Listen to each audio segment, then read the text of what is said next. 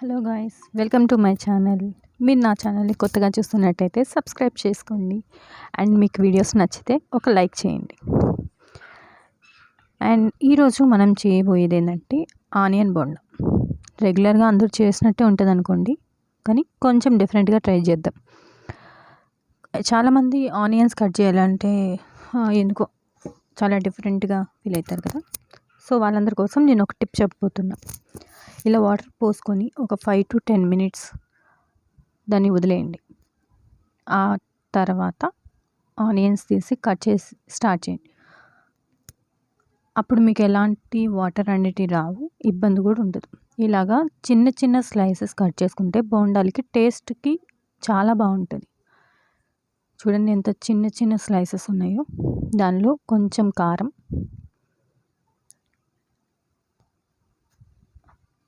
And కొంచెం salt,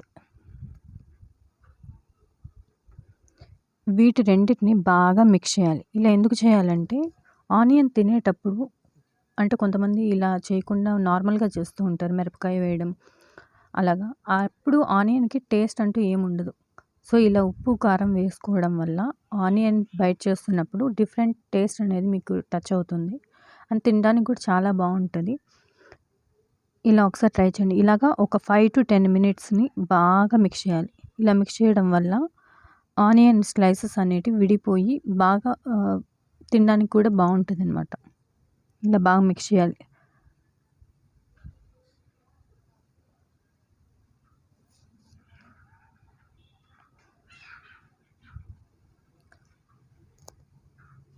చూసారా ఎలా స్లైసెస్ అన్నీ విడిపోయాయి? ఇలా విడిపోయాలి, బాగా మిక్స్ చేస్తూ ఉండాలి.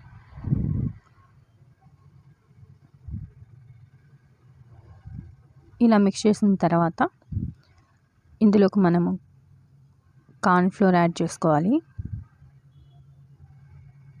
అండ్ కొంచెం బియ్యపిండి. ఆ తర్వాత తగినంత శనగపిండి యాడ్ చేసుకోవాలి. అది మీ ఇష్టం, మీరు తీసుకునే క్వాంటిటీని బట్టి యాడ్ చేసుకోండి. వీటన్నిటిని బాగా కలిపి అందులో కొంచెం వాటర్ మిక్స్ చేస్తూ రావాలి.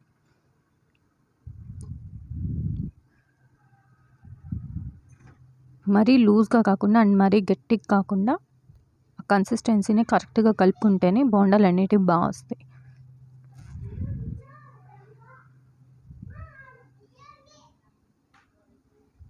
ఇలా మిక్స్ చేస్తూ ఇంకొన్ని వాటర్ అనేటివి యాడ్ చేస్తూ రండి.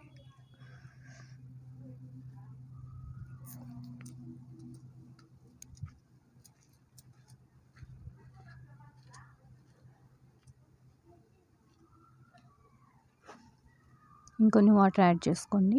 ఇలా మిక్స్ చేస్తూ ఉండాలి. మీకు ఆ కన్సిస్టెన్సీ అనేది అప్పుడే అర్థమైపోతుంది. ఇలా ఉండాలి.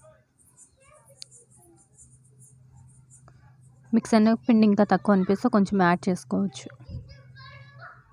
ఇలాగా ఆయిల్ హీట్ అయిన తర్వాత వేసుకోండి.